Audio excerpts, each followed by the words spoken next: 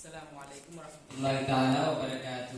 Bismillah, alhamdulillah, salatu wassalamu ala ashrafil mursalin wa ala alihi wa sahbihi ajma'in amma ba'd.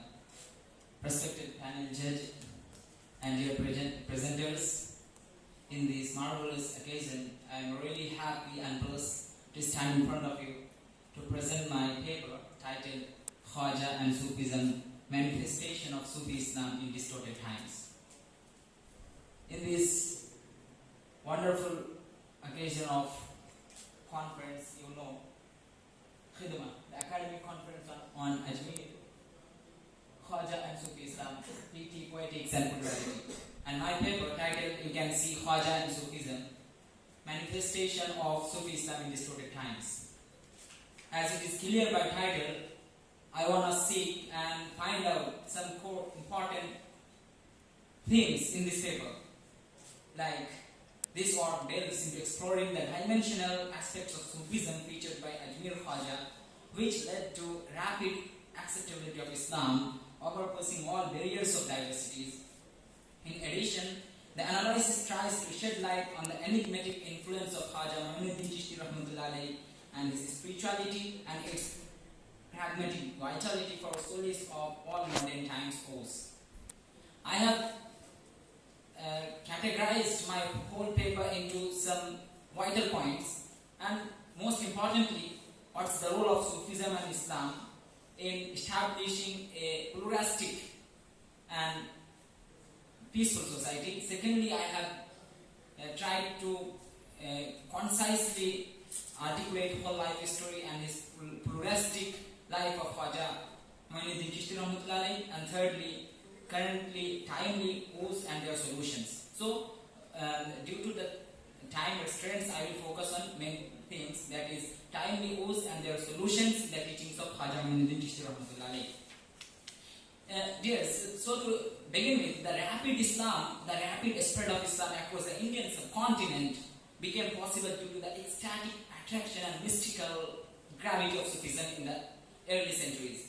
In contrast to contemporary turmoil-torn atmosphere of North Indian states, due to political classes and social impediments, an amicable tradition of syncretism was boldly established in the historic tract of Ajmer, Rajasthan, with the arrival of Khwaja Gharib Nawaz Rahmatullahi alayhi in the early 13th century.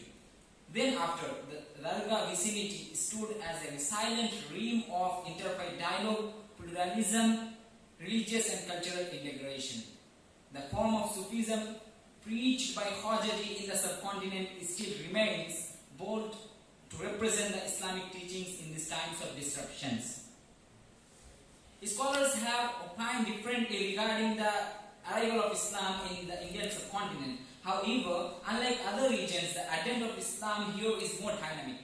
The renowned Orientalist Sir Thomas Walker Arnold, in his famous book, The Preaching of Islam, A History of the Propagation of Islam Faith, he says, he has counted explicitly some major means for the rampant spread of the religion above the canvas.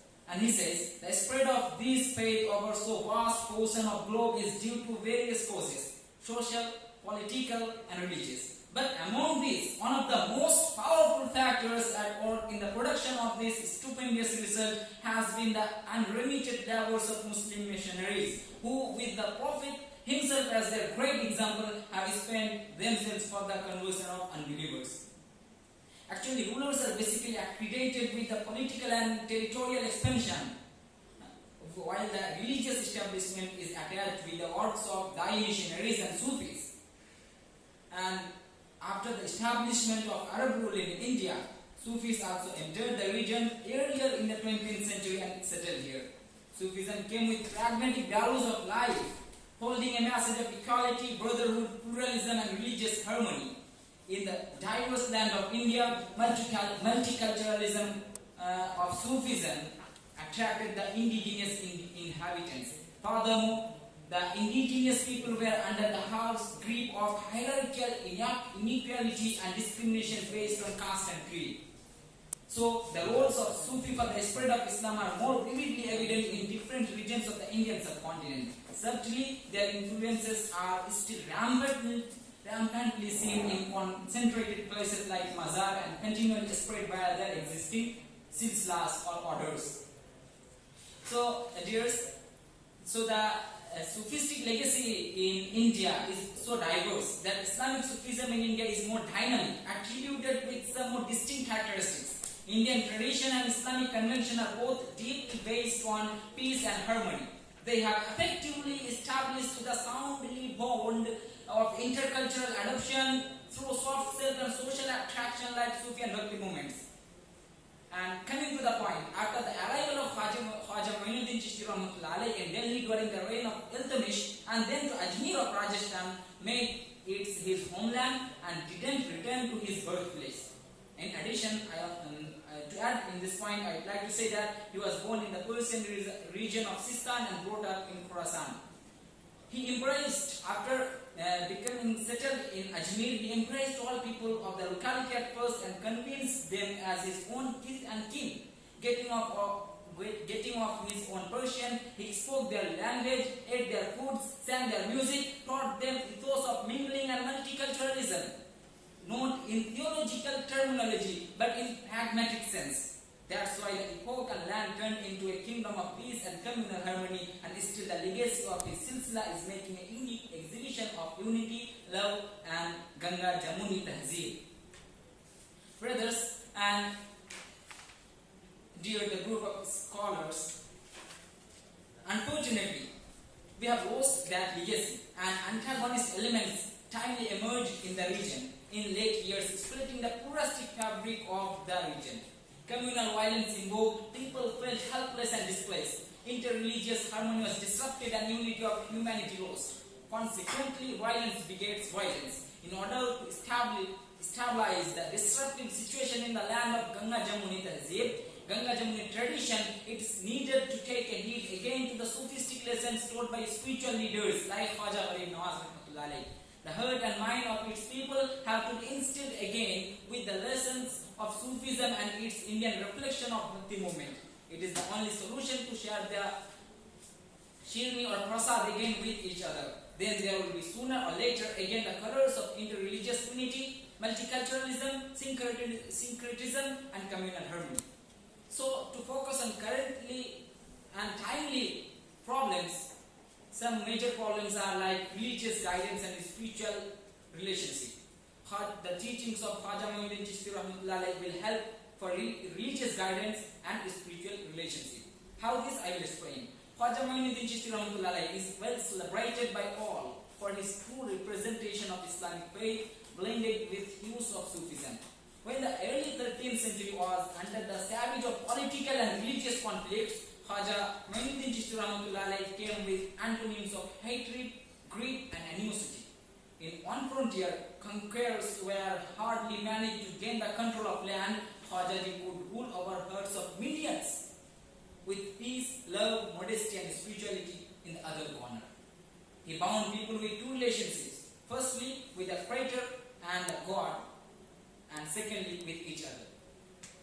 Researcher P.M. Curie, in his famous work, quoted from the famous mystical book written by 11th century Ali al-Hujayri Rahmatullah Alayhi about the religious significance of Sufis and saints in Islamic theology. He says, God has caused the prophetic evidence to remain down to the present day and has made the saints the means whereby it is manifested in order that the signs of the truth and the proof of Muhammad sallallahu alaihi wasallam's veracity continue to be clearly seen.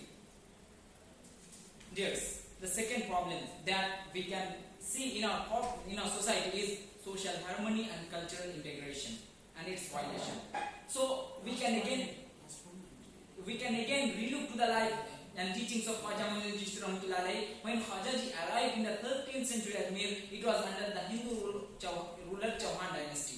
He already learned their language and different aspects of their culture. Initially, he faced several repercussions, but he accepted and welcomed them all with pleasure. To make the time with people there, he spoke their language, ate their food, and sang songs in their tone. A perfect example of social harmony and cultural integration was shown by these strange Sufi from Persia in the heated land of India.